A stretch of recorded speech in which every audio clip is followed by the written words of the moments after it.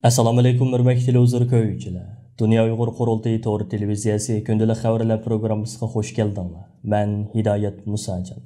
Hammanglarning mush vaqtda xayrlik bo'lsin. Aziz ko'ruvchilar, tuvanda diqqatinglar bugungi xabarlar programmasining tafsilotida bo'lsin. 28 fevral Janvada boshlangan Birlashgan Davlatlar Tashkiloti kishilik huquq kengashining 49-qitimli yig'inida Ukraina masalasi bilan birga Uyg'urlar masalasining alohida tilga ilinishi kuzatuvchilarning kuchli diqqatini qo'zg'adi. Birlashgan Davlatlar Tashkilotining bosh kotibi Antonio Guterres mazkur yig'inda qilgan so'zida yana bir qitim Xitoyning xalqaro tekshirish hay'atining Uyg'ur rayoniga berib, Uyg'urlarning ahvolini tekshirishiga ruxsat qilishga chaqiriq qildi.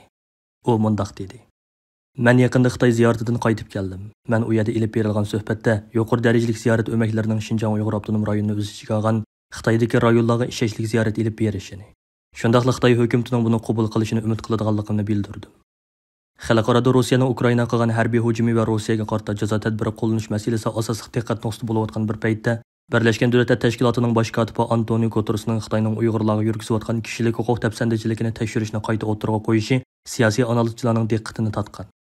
Dunyo Uyg'ur qurultayining raisi To'lqin Ayso apandi bu vaqtda matbuotga qilgan so'zida Antonio Guterres apandi uzun mezgillik sukutdan keyin Uyg'urlarning ahvolini tekshirish kerakligini qayta ta'kidladi. Bu bir ijobiy qadam. Lekin Xitoy agar bu talabni qabul qilgan taqdirda Xitoy tarafining dunyoning ko'zini bo'yash uchun alayda sahna yasaydiganligini nazardan saqit qilmaslik kerak deb ko'rsatdi. Amerika tashqi ishlar ministri Antony Blinken 1-mart kuni yig'inda so'z qilib, Rossiyaning Ukrainaga hujum qilish orqali xalqaro tinchlik va xavfsizlikning yadroliq prinsiplarini buzib tashlaganligini, kishilik huquq va insonparvarlik krizini paydo qilganligini ta'kidladi. U Rossiyaning kishilik huquq tafsandichiliklarini nihoyatda keskin ayblagandan boshqa yana Xitoyning kishilik huquq tafsandichiligi haqida to'xtaldi. U mundaq dedi: Xitoy hukumati Xinjiangda asosli musulmon Uyg'urlar va boshqa osonliq millatlarga qartilgan irqiy qirg'inchilik va insoniyatga qarshi jinoyat sodir qilishni davomlashtiryapti. Biz Oliy Kengashning u yerdagi ahvol to'g'risidagi dokladini kechiktirmay e'lon qilishni talab qilamiz. Xitoy Tashqi ishlar ministrligining bayonotchisi Wang Wenbin 2-mart Beyjingda muxbirlarni kutib olish yig'inida muxbirlarning Blinkenning so'zlari haqida so'rgan savoliga javob bergan bo'lib, u muxbirning savoliga udul javob bermasdan burunqidek Xitoyning Uyg'urlarga yurgizayotgan bostirishlarini Amerikaning irqiy qirg'inchilik deb e'lon qilganligini ayblagan. U Xitoyning Uyg'urlarga irqiy qirg'inchilik yurgizayotganligini butunlay inkor qilgan.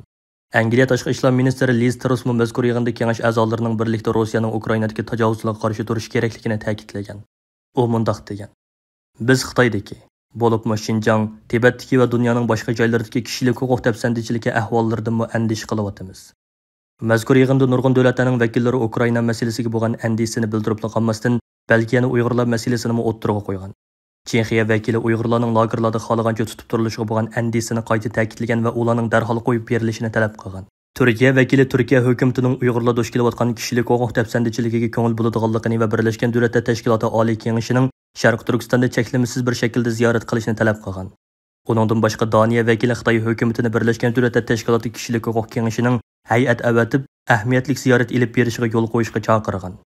28 fevral Janvada boshlangan Birlashgan Davlatlar Tashkiloti kishilik huquq kengashining 49-navbatlik yig'ini 4 hafta davom qiladi va Dunyo Uyg'ur qurultayining vakillari mazkur yig'inning ba'zi bo'limlariga qatnashadi.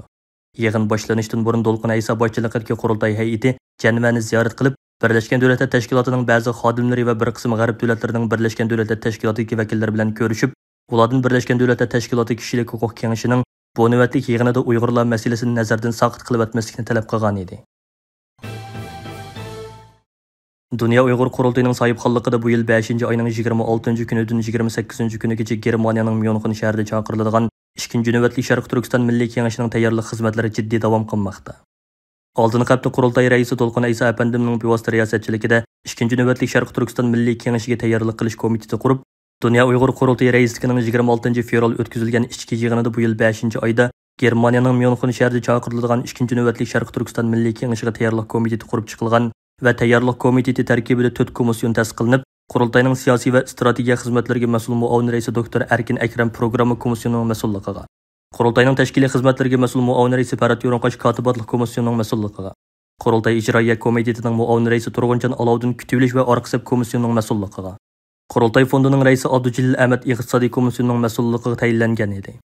Navbatda mazkur tayyorlik komitetining xodimlari 2-navbatlik Sharq Turkiston Milliy Kengashiga taklif qilingan vakillarimizning tizimligini turg'izish, yig'inda muzokaraga qo'yiladigan nuqtaliq temalarni belgilash, yig'in o'tkaziladigan zal va mehmonxonalarni o'qishish, yig'inning kun tartibini hozirlash qatorliq jihatlarga xizmatlarni jiddiy ilib bormoqda.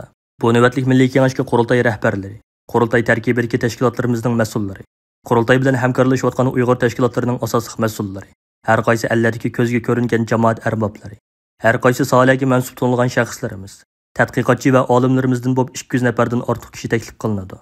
Ikkinchi navbatlik Sharq Turkiston Milliy Kengashida da'voyimizga munosabatli jiddiy masalalarda doklad taqdim qilishni orzu qilgan arboblarimiz hozirdan e'tiboran tayyorlik komiteti programma komissionining mas'uli doktor Erkin Akramga o'zini ma'lum qilsa va dokladlarni oldin yo'llab bersa bo'ladi.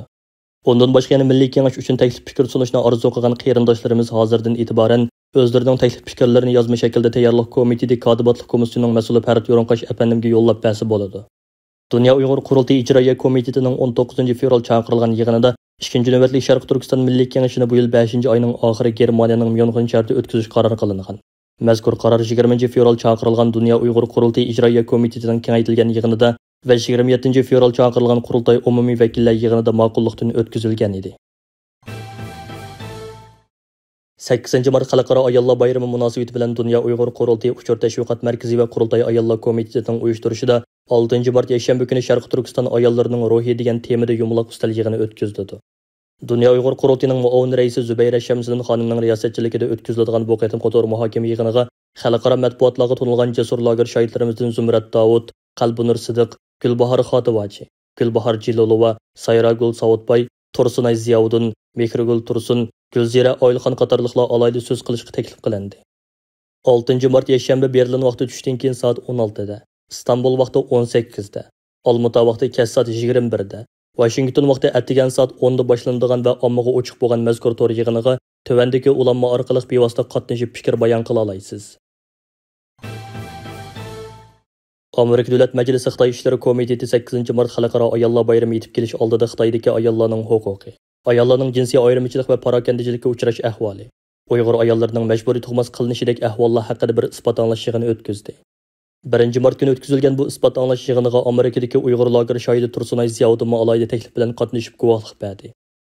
Yig'inda Xitoy ishlari komitetining raislaridan biri Kengash palata a'zosi Jeff Merikli apandi kirib so'z qilib, Xitoyda yaqinda yuz bergan bir qator voqealarning, bo'libmi tennis mayri Peng Shuayning g'oyib qilinishi, mayib ayolning kishilanib xo'rlanishi va shundaqli Uyg'ur ayollarga yuz berayotgan jinsiy xo'rlash va Xitoy kadrlar bilan birga tuqqanlashib, bir uyda turish siyosatlarining Xitoydagi ayollarning vaziyatini yoritib beradigan muhim voqealar ekanligini ta'kidladi. Orqadan Xitoy ishlari komitetining raislaridan Jim Makurin apandi so'z qilib, bu yig'inning Xitoydagi ayollar huquqi masalasi haqida ichilgan tunji yig'inligini, bu masalaga Amerika Davlat Majlisining ko'ngil bo'lishining ahamiyatli ekanligini bildirdi. Yig'inda yana Avam palata a'zosi Christopher Sims apandi so'z qildi. O sözüdə nöqtəli qaldı Xitoy hökumətinin planlıq tuğuz siyasəti haqqında toxtaldı. O Xitoy Kompartiyasının ayollarning farzand ko'rish erkinligiga zolimlarcha aralashib ketganligini, nurg'un ayollarning irodasiga xilof holda tug'mas qilinganligini va bola tushirish operatsiyasi qilishga majburlanganligini misollar bilan bayon qilib o'tdi. O Xitoy Kompartiyasının planlıq tuğuz siyasətining Xitoyda ig'ir demokratik temponsizlikni keltirib chiqarganligini, Xitoyning yana dunyodagi birdan-bir ayollarning o'livlik nisbati yuqori davlat ekanligini eskartib o'tdi. O sözüdə yana tug'mas qilish va tug'ut cheklashning Xitoy hukumatining Uyg'urlarga yurgizayotgan irqiy qirg'inchilik siyosatidagi muhim qurollarining biri bo'lish bilan birga Uyg'ur ayollarining lagerlarda va lager sirtida har xil xo'rlashlarga uchrayotganligini eskartib o'tdi. Uyg'ur lager shoiri Tursunay Ziyovuddin xonim yig'inda Dunyo Uyg'ur qurultiyining muavin raisi Zubayra Shamsiddin xonimning tarjimonlik qilishi bilan so'z qilib, lagerda o'zining va boshqa Uyg'ur qiz ayollarining beshiga kelgan zulmlarni qisqacha anlatib o'tdi va Amerika hukumatini bu zulmni oyoqlashtirish uchun ko'proq amaliy harakat qilishini talab qildi. Tursunay Ziyovuddinning qisqacha bayonotidan keyin Kengash palata a'zosi Jeff Merikli uningdan siz qamalgan bu lagerlar Xitoy hukumatining Uyg'ur ayollarini ayirib ularning tug'ishini cheklab, nopsning ko'payishining oldini olish strategiyasimi yoki majburiy emgak strategiyasimi? Sizni ikkinchi qitim nemishqa lagerdan qo'yibdi deb so'radi. Tursunay Ziyovuddin buningga javoban, men buning qanday strategiyaligini bilmayman.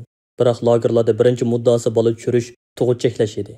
Mencha ularning maqsadi har xil amallar bilan ayollarni qiynash, ayollarni azoblash. Chunki ular oilani parchalayotdi.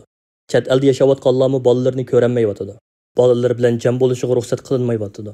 Meni ikkinchi qitim qo'yib etishidagi sababni men yo'ldoshimning Qozog'istonda bo'lganligi va mening da'voyimni qilganligining natijasi deb qarayman deb javob berdi.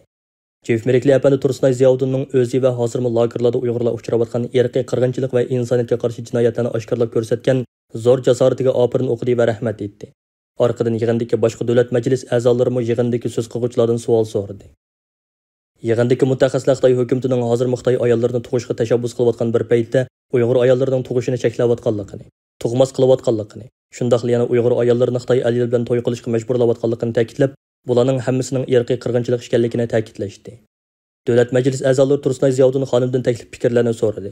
Tursunay xonim Amerika hukumatining Uyg'urlar uchrayotgan irqiy qirg'inchilikni, majburiy emgak siyosatini oyoqlashtirish va shundaqla Amerikadagi Uyg'urlarning panohlash ishlarini osonlashtirish uchun amaliy qadam tashlash kerakligini qayta ta'kidladi.